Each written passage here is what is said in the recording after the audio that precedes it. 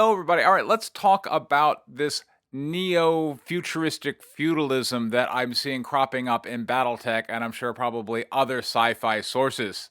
Hello, everybody. My name is Preston Poulter. Welcome to my channel, Lords of Iron. So I just finished the audiobook for Ideal War by Christopher Kubasick. It's available free on YouTube over at Razorfist channel. Info card to go check that out. 7 hours, which if you're playing the Battletech computer game, it provides some pretty cool atmosphere. In the novel, Thomas Merrick, leader of the Free Worlds League, decides, you know what? Here's the solution to all of our problems. We need to go back to feudalism. Now, when we talk about the future, we often find ourselves kind of hearkening back to the past, as we did with Firefly, and here where we're engaging feudalism. And part of that is when we think about the future and we're talking about space travel, we're going back to some of the systems that were necessitated by a lack of communication and just the lack of technology to be able to span vast distances. Back in ye old days, vast oceans and long stretches of land presented real problems in terms of communicating to other people or the ability of someone to project force, hundreds of miles away. So they came up with workarounds, different systems that would allow them to effectively govern in those environments. And now when we're looking at space, well, we're presented with some of the same problems. We have these vast distances. Communication over these vast distances can be a problem, and it's certainly difficult to project force. So that's why things like Westerns or maybe looking at neo-feudalism makes sense. Now, believe it or not, feudalism actually harkens to a rather specific event. Norman the Conqueror, after winning the Battle of Hastings in 1066, was declared the ruler of England, and he came up with a solution to his problems. He and his group of Normans had defeated the Saxons, and now he had a bunch of obligations to these people, which, again, reminds us a bit of Battletech with these mercenary forces, and he was broke. So what did he do? Well, he had this land he just conquered, so he started parceling out the land to all those who had given him service. Pretty good deal. But he came up with a new idea that is with us today. Previously, before Norman the Conqueror, from the Roman tradition of law, land ownership was absolute. If you owned the land, it was yours. You didn't have any obligations to anyone other than yourself. But for those who own houses or property in basically anywhere, you know it comes with obligations to the local government in the form of taxes. That came about, believe it or not, from 1066, Norman the Conqueror. He came up with this idea of Norman came up with this idea of tenure, which translates from the French meaning to hold. And that's that he, Norman the Conqueror, the sovereign, was the actual owner of that land, but he was going to allow you to hold it, and you could get all the benefits from that land. If you were using it to grow crops, that was all yours, but it came with certain obligations that you had to fulfill. And by the way, the legal terminology was this particular dialect of French, Norman French, and that was what all the nobility spoke. It wasn't Latin, it wasn't English. Back in the early days, it was Norman French. And there are a lot of legal terms still in use today that directly come from Norman French in that period. Mortgage, plaintiff, defendant, bailiff, grand jury, recovery, torts, larceny, and even the term attorney comes directly from Norman French. Now, when we look at how Norman the Conqueror divvied out these lands, it came with specific obligations. And when we look at the specific obligations that came with the different fiefdoms he was handing out, it paints a pretty clear picture of what life was at the time and what he needed to have done. Now, the most unique among them were Ecclesiastical Thiefs, and that was a plot of land which was deeded to the Catholic Church, and that's where the king would allow sovereignty, because, well, the Catholic Church is its own thing, which came out of Rome, but at the same time, it had obligations to the local lord, and one of those obligations was an ecclesiastical thief had to provide religious services to the local populace. More relevant to our Battletech discussion, there was the Knight's Fee. And the Knight's Fee, this was a plot of land generally between 1,000 and 5,000 acres. And that seems like a lot, but keep in mind, at the time, a lot of that was completely unsettled. So it would just be Norman the Conqueror looking at one of his lieutenants go, "Hey, you're a swell guy. Here, I've divvied up this plot of land for you. It's pretty massive. Go in, settle it. And by the way, this has an obligation to me to provide military service, which was not to exceed 40 days.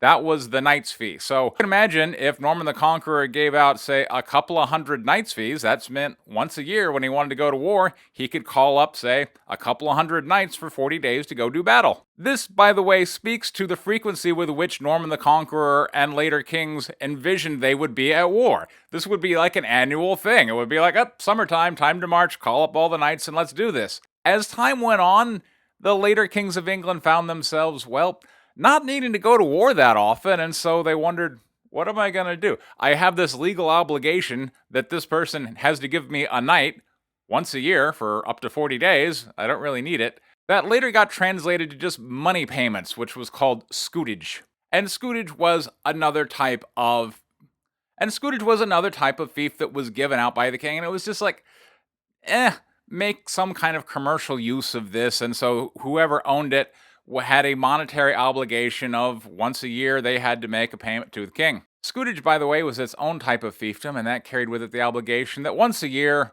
whoever was tenant-in-chief holding the land had to ensure that a monetary payment of an agreed-upon amount was made to the king. And as we, looking at the modern world, can now tell, these type of scutage fiefdoms and obligations became the predominant thing going forward, but at the time it was more kind of when we're not fighting wars, these people over here can be useful. There was also sergeantry, which were services that weren't directly related to knights, but were other types of things like providing falconry and various services the king might want, but that also later on just got all wrapped up into scutage. As you can tell, from the king's point of view, that was how medieval feudal life was. We had our knights, we had our religious services, we had our various sergeantry services that the king specifically wanted, his falconry and whatnot, and then you just had general land that generated revenue on occasion, mostly farming. So far, so good. Now, what if you were a citizen born into, say, a knight's fee? Well, the lord had to make sure the payments to the overlord of the knight's fee was going to be ready. These knights had obligations to look and act like knights, so you couldn't allow for, say, moral degeneracy or poor public appearance, that kind of thing. And if you were born into one of these estates, those were the obligations that the lord was concerned with. And you can imagine if you're like, I want to be a computer programmer, I want to invent things, or I want to go and do a Broadway show, the local lord was probably going to have none of that. He's like, listen, this land is here to produce knights for the king. Shut up, you. So when we're thinking about planets, and when we're thinking about as put forward in the ideal war, what if we all went back to feudalism? You can imagine if a planet is just now viewed at as this medieval fief, and okay, you have to generate, say, a certain number of battle mechs, a certain number of whatever. We're now back to an absolute dictator model, much like feudal life, where the local lord essentially had the king's blessing to do whatever he wanted to the serfs, which just came with the land, in order to meet his obligations. It's very authoritarian. It's not particularly rewarding to the individual as one might imagine. So the idea that in the future, particularly put forward in the Ideal War novel, that people are going to demand, just by popular will, yes, let's return to feudalism, I don't foresee that happening. Why would people be like, and that means we're all going to give up our sovereignty and become essentially part of this land and answerable to the local lord to make sure he meets his obligations? Who wants that?